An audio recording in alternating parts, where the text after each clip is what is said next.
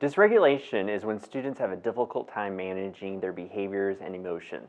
Typically, they're reacting to rather than responding to daily stressors and difficult situations that they're in, whether those be big or small.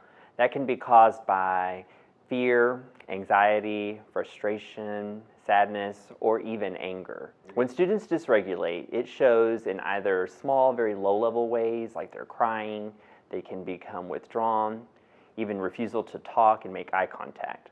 But these behaviors can also be very big and large, like acting silly, being very hyper in class, becoming argumentative, and even being aggressive in their behavior.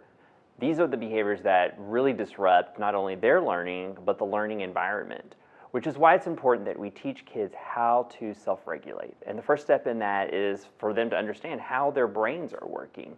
We use a hand model to show them. This is the prefrontal cortex. This is the thinking part of our brain. It helps us make all the good decisions and good choices. Inside we have what's called the hippocampus. This is the remembering part of our brain. It keeps all of our memories and our new learning.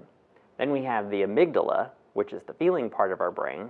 This keeps all of our emotions, even the strong ones. So when students are faced with a stress or a difficult situation, their emotions can get pretty big. This happens to all of us, and typically we can calm ourselves down. However, when those emotions get really large, that's what we call flipping our lid. And we're no longer using the thinking part of our brain, which is here.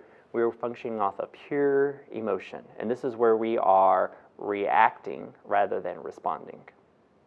And this is where we see those high levels of behavior, which is why it's important to get kids to be able to de-escalate and to self-regulate. And one of the ways that we teach kids to do that is to use their breath as an anchor to keep themselves calm.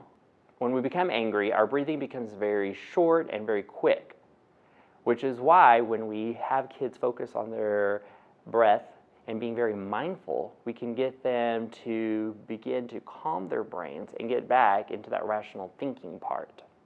When they're controlling their breath, they're also being able to control their emotions and therefore being able to learn in the classroom.